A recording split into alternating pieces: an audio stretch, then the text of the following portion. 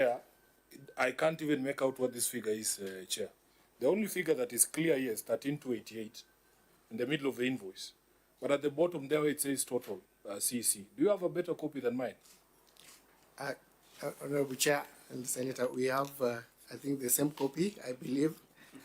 And the fuel drawn from the detail order is 70 liters. This invoice could have not been 700 because from the detail order it is indicated 70 liters. So the service provider can only give us a maximum. So, Chair.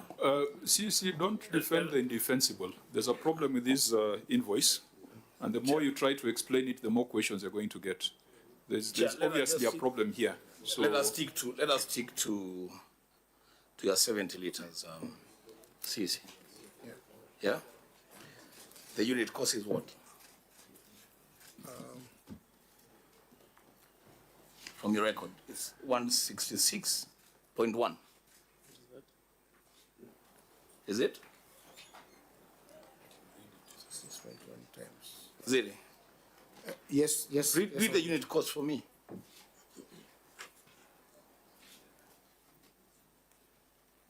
The unit cost is 166.1.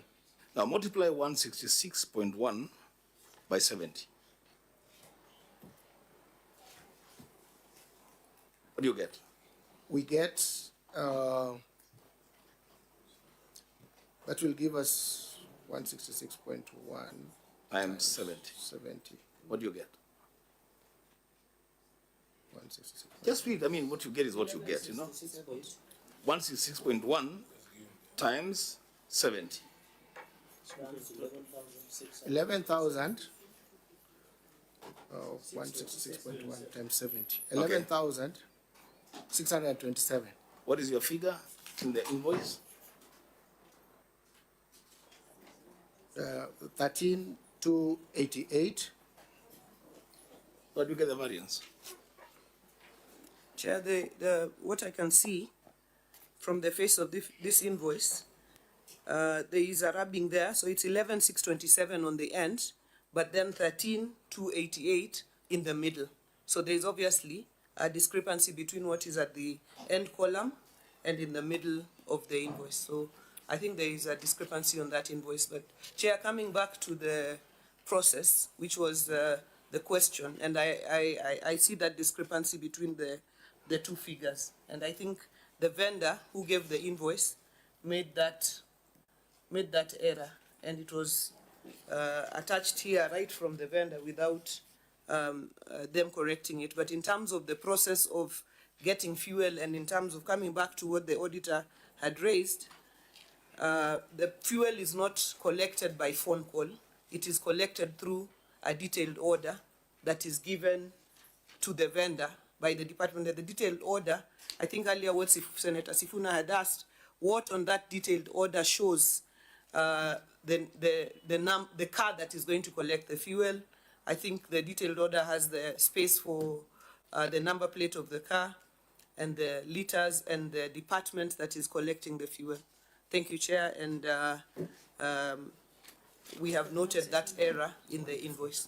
Senator Dulo. Governor,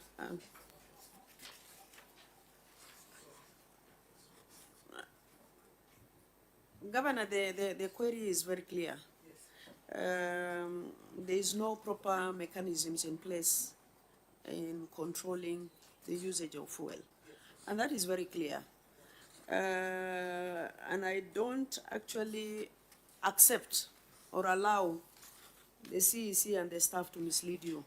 Because if you look at the invoice that attached from us, even towards the end of the document, or rather the invoices to trade, they're not even very clear, you see? So if your document is very clear and transparent, the invoice should be also very clear, because they are not clear, those invoices. Again, most of the listing that is done for the vehicles and the ones that are drawn, they are handwritten. We know very well anything handwritten can be changed anytime. So I think you need to look into this and see how you can put proper control mechanisms in place that can assist you in drawing fuel or also accounting for fuel consumption within the county. I thank you, Chair. Chair, for me, I think I still need to hear from the Auditor General, because you are the one who has raised this query. Where did you experience these orders that were being made verbally? Number two, Governor, this Appendix 3A is supposed to explain to us. For instance, I've seen what your team has tried to do, is that there's a detailed order that is supposed to correspond with an invoice. Yeah, but it is very, very confusing, Governor. This one should actually raise the alarm with you that your team is trying to be clever with us. And you see, we get very upset when we see that.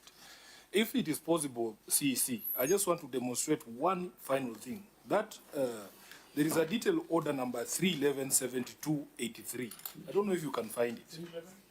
And unfortunately, this time round, Governor, you did not paginate your document. So we have to find it slowly. 3117283. Are we together? Yeah. First of all, Governor, just look at that detailed order. Just look at it the way it looks. First, you notice the famous stamp is not on this one. We were told a story of a stamp that was covering up the number of the vehicle. So, if you look at the quantity there, what figure is that? I can see the word petrol, CEC. What is the figure on that detail order? The amount of fuel that is going to be sourced. Can you see it from your copy? That's a 5. Well, I can't make it out on mine. What is the registration number of that vehicle? 43 CG 247A. Where is that 4 and 7 coming from? Because my copy doesn't have any of that. Thank you, Honorable Senator. I think you are reading the invoice. You're not reading the order. We have 43 CG 247, except at the time of probably making a copy for this file, the 7 is missing, but it seems cut. It's evidently that it is cut out of just a photocopy place error. My apologies. Okay, so whose signature is that? Because all the others have been seeing, at least there is a reason, there's somebody who's being quoted there, HB Education or something like that. Whose signature is that one on 3117283? This is the signature of the person from the Department of Education authorized to draw, to approve fuel withdrawal. How many do you have in that department? How many people are authorized to do this document? I think we have a maximum of 2 because 1 can be out of office per department. On this 3117283, who is the person who signed? Can you tell? I would love to consult my colleague from the Department of Education. Finally, what is the date on that 3117283? 22nd of May, 2025. Where is the 5? Again, it was left out. No, it's not left out, Senator, but I think it's just to do with the copies that were made, being that the detailed order document, the color is yellow. When you make many copies, such errors are bound to occur when you make many copies. Okay, we are taking a lot of time on this matter. It's 42 million out of almost 13 billion expenditure for this year. And when you look at the time, because Governor, what was the reason for attaching the internal memo and the letter by the CEC dated 2nd of February 2026? The reason why you're having a problem with the senators is your response to indicate that everything is okay. They are struggling to show you where the gaps are. And I can see your officers did a memo recommending or saying administrative action shall be taken and reminding all officers of the procedures. If you would have confined yourself to the measures you are taking to improve the process, that would have been good enough. But if the position is that the process is perfect, then you're going to get a lot of queries on the substance before us. So, if it's a perfect exercise, then I'll allow my senators to ask questions. But if it's work in progress and that is your submission, then we can keep some things in view. But let me hear from Senator Cherargei first. No, Chair, looking at even blue economy, the entire invoices that has been provided by one of the petrol stations, I think, is not readable. So, and then looking at the discrepancy, Governor, of this amount, it might look small, but how many Kenyans can get 2,000 per day? So it is, Chair, it looks like this thing was manufactured, unless proven otherwise. And in fact, I don't know who is Robert Nyasuna.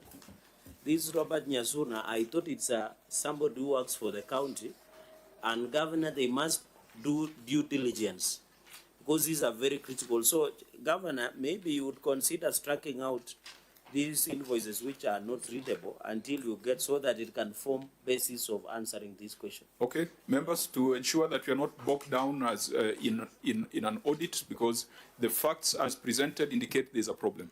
Yeah, finally, unless the governor disputes. Just finally for me, I am not convinced when the CEC says there is only 2 people designated.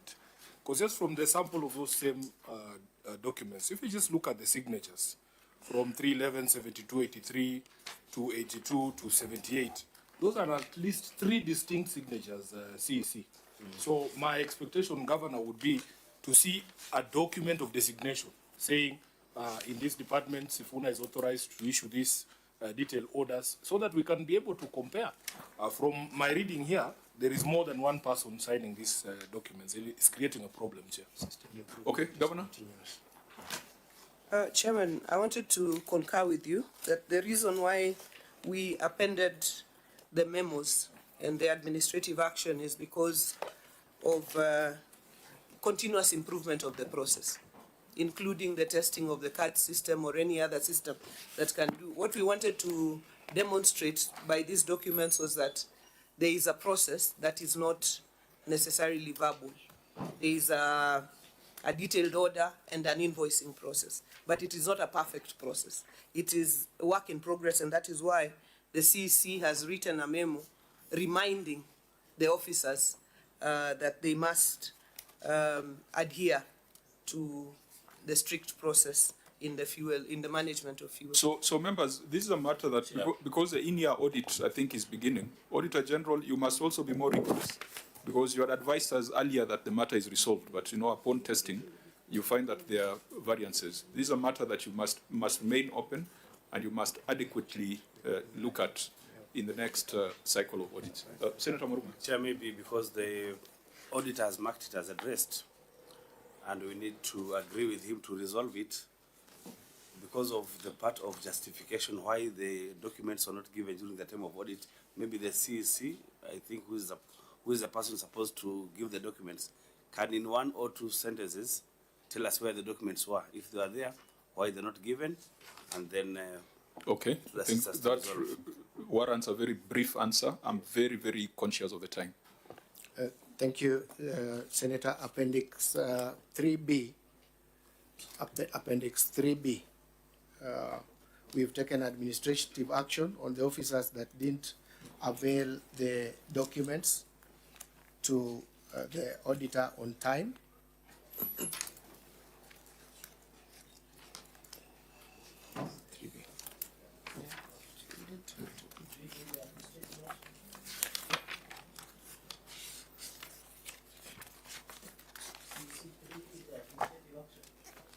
Yeah. Yes, 3B, administrative action. So it's 3B.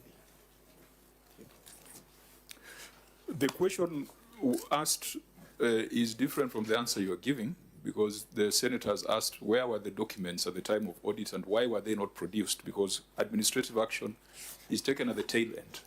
But since we have agreed that this is a matter that remains open, it's not resolved as indicated by the Auditor General, we'll keep the matter in view and ask the Auditor General to do a more thorough analysis.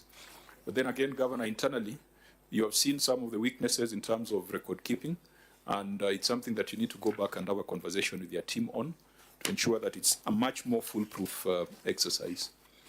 Now, members, I'd ask that we move on to the next issue. There's an issue of payment of electricity bills. Chair, with your indulgence, Senator Chiraki. I know the OAG had said 21.27 million had been accounted for the expenditure of Kendu Bay Showground wall. But looking at the management response, the governor says that she can only account for 10.4 million. So my question is, although the governor indicates that the program, the construction is ongoing, then what is the fate of the other 10 million? Because looking at the management response, if the governor can clarify that, or is it that the OAG should have clarified on 10.4 million instead of 21.2 million in the payment of Kendu Bay Showground wall? Okay, this is straightforward.